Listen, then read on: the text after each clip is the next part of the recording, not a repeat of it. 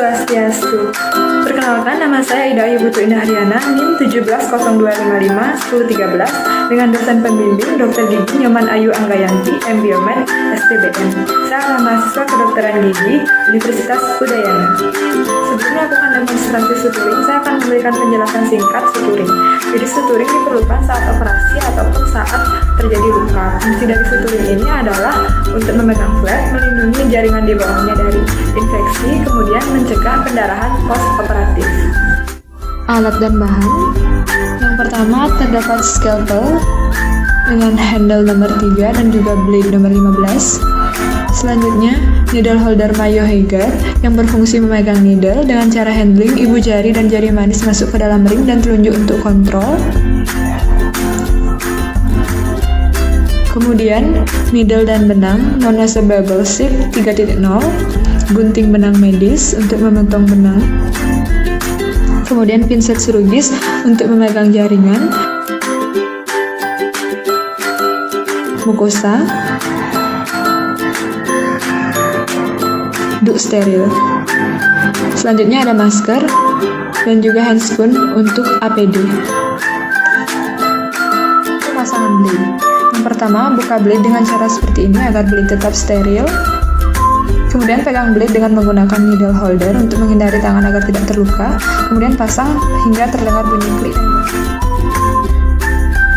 Sudut melakukan insisi kurang lebih 45 derajat. Dalam melakukan insisi, digunakan pergerakan pergelangan tangan tanpa menggerakkan keseluruhan lengan dan dilakukan dalam sekali tarikan dengan kekuatan yang stabil. Berikut adalah hasil insisi yang telah dibuat. Indikasi simple interrupted suture adalah penjahitan setelah pembedahan rongga mulut seperti penutupan flap pasca pencabutan impasi, eksisi frenulum, dan juga luka yang dalam. Jahitan pertama pada insisi linear dilakukan pada pertengahan insisi.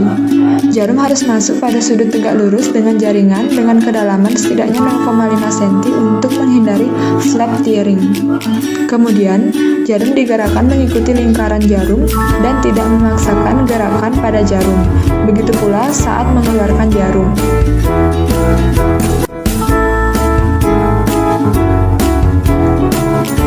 Kemudian dilakukan simpul. Saat simpuling, tidak dilakukan dengan ketat agar jaringan tidak nekrosis. Kemudian simpul diletakkan pada satu sisi, pada seluruh penjahitan. Biasanya diletakkan pada sisi bukal untuk menghindari iritasi dan mempermudah dilakukan simpuling dan juga removal dari jahitan tersebut.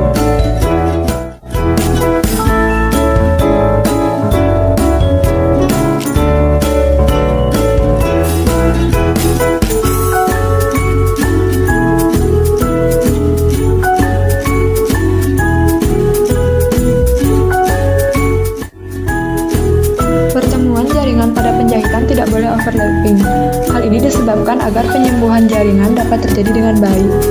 Kemudian keuntungan dari simple interrupted suture adalah yang pertama, simpul ini kuat. Kemudian tiap jahitan bebas, sehingga bila salah satu jahitan rusak, jahitan lain tidak terpengaruh. Dan jarak antar jahitan dapat disesuaikan.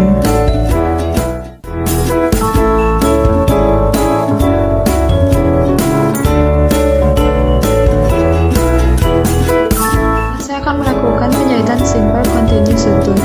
Pertama-tama jarum masuk tegak lurus sedalam minimal 0,5 cm untuk menghindari flap tearing, sama seperti simple interrupted suture.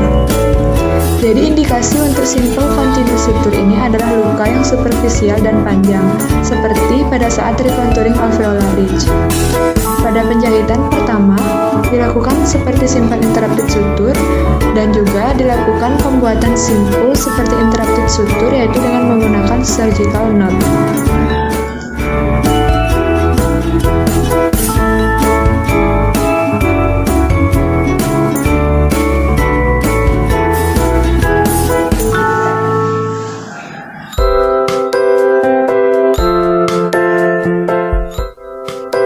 Setelah melakukan simpuling, hanya satu ujung benang saja yang dipotong, yaitu ujung benang yang tidak bersambung dengan needle.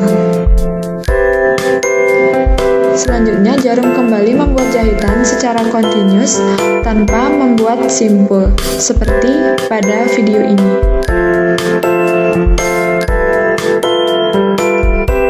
Keuntungan dari continuous suture ini adalah dia dapat dilakukan lebih cepat dan menghemat waktu, serta memerlukan simpul yang lebih sedikit, karena hanya dibuatkan simpul pada bagian yang pertama dan di bagian terakhir. Hal ini juga memungkinkan margin insisi tidak terikat secara erat dan dapat mengurangi kemungkinan terjadinya iskemia.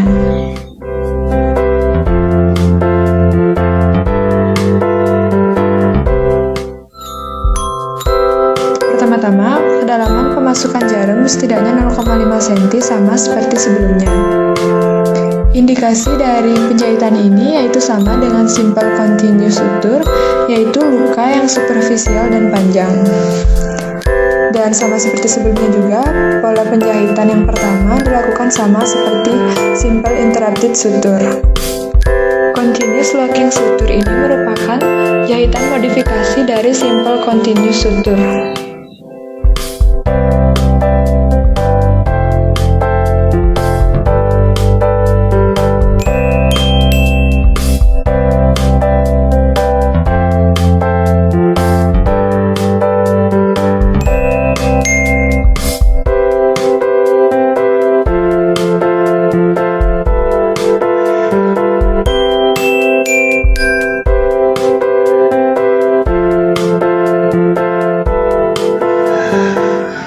Kemudian hanya satu ujung benang saja yang dipotong yang tidak terhubung dengan jarum. Selanjutnya jarum kembali membuat jahitan secara kontinus tanpa membuat simpul. Namun ujung jarum masuk pada loop jahitan sebelumnya pada sisi bukal seperti pada video.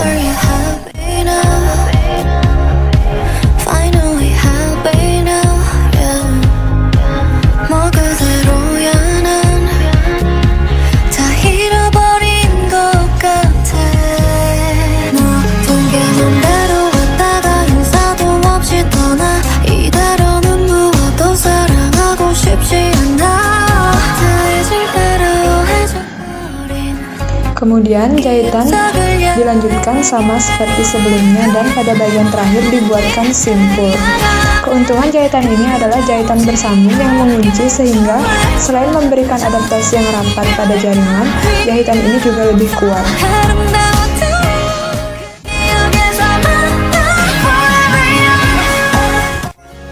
Vertical matress dimulai dengan insersi jarum yang lebih jauh dari margin insisi dibandingkan dengan jahitan lainnya.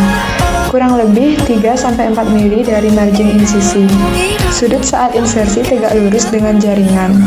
Kemudian jarum keluar pada sisi lingual dengan jarak yang sama.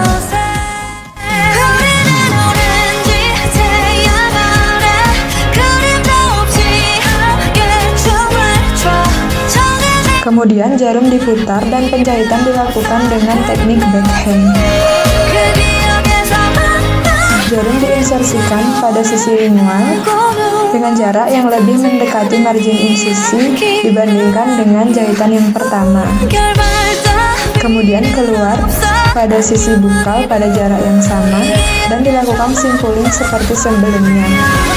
Indikasi dari vertical matress adalah digunakan untuk insisi yang dalam serta memerlukan tarikan yang sedikit lebih besar dibandingkan dengan penjahitan lainnya. Jahitan ini memungkinkan kontak jaringan yang luas, sehingga baik digunakan untuk luka yang dalam.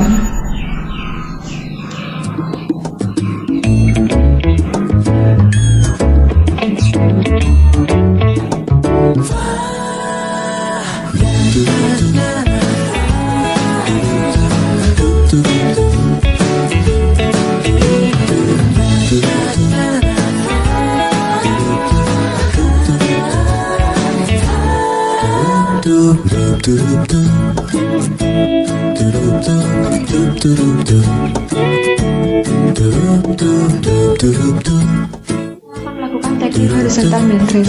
Jarum diinsersikan tegak lurus dengan jaringan pada sisi bukal 2-3 mili. Kemudian, jarum keluar di sisi lingual dengan jarak yang sama.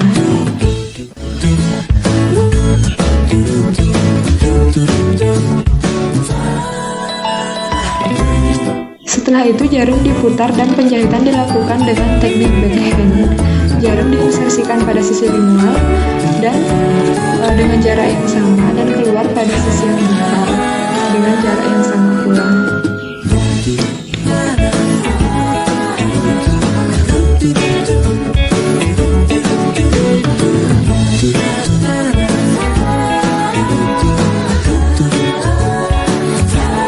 Selanjutnya dilakukan simpulling dengan teknik surjanat sama seperti teknik sebelumnya.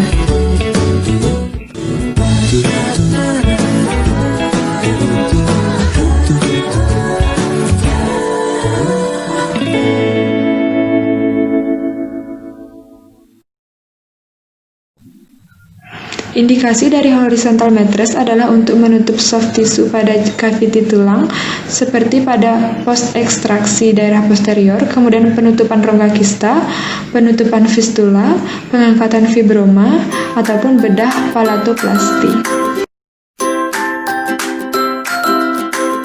Misalkan melakukan teknik suturing figure of 8. Jarum diinsersikan tegak lurus dengan jaringan pada sisi bukal, kemudian keluar di sisi lingual. Selanjutnya jarum kembali masuk melalui sisi bukal dan keluar di lingual. Berbeda dengan mattress horizontal yang masuk melalui sisi lingual pada insersi kedua. Kemudian dilanjutkan dengan simpulling seperti teknik sebelumnya, yaitu dengan menggunakan surgeon knot. Jadi indikasi dari teknik figure of 8 ini adalah untuk menutup soket ekstraksi. Keuntungannya adalah teknik ini melindungi surgical site dan adaptasi papila gingiva yang baik.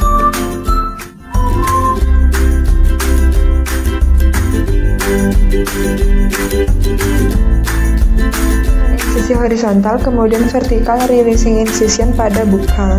Vertical releasing incision dilakukan di bagian anterior.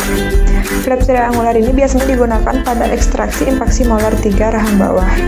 Kemudian dilakukan diseksi pada satu titik untuk membentuk flap.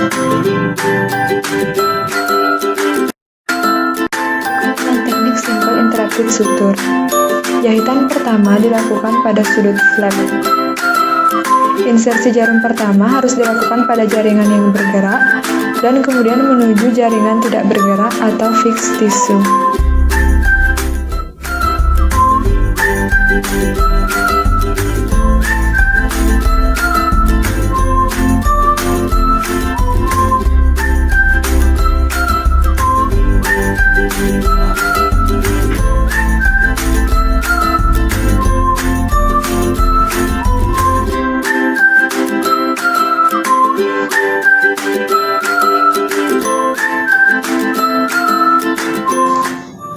Selanjutnya, jahitan kedua dilakukan pada insisi horizontal atau pada praktiknya pada papila interdental gingiva. Kemudian, jahitan terakhir adalah pada bagian vertical releasing incision. Dilakukan dengan teknik simple interrupted suture. Jahitan pertama dilakukan pada kedua sudut flap. Dan insersi jarum pertama harus pada jaringan yang bergerak dan menuju jaringan tidak bergerak atau fixed tissue.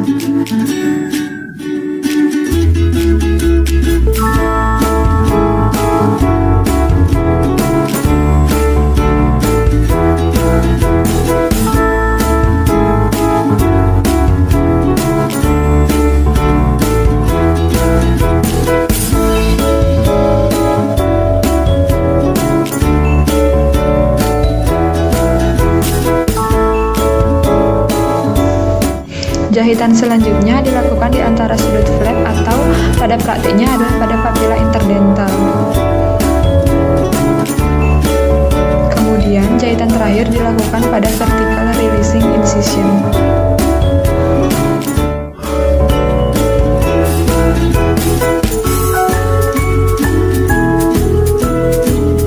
Needle pada posisi istirahat seperti ini agar tidak melukai tangan, kemudian blade dilepas.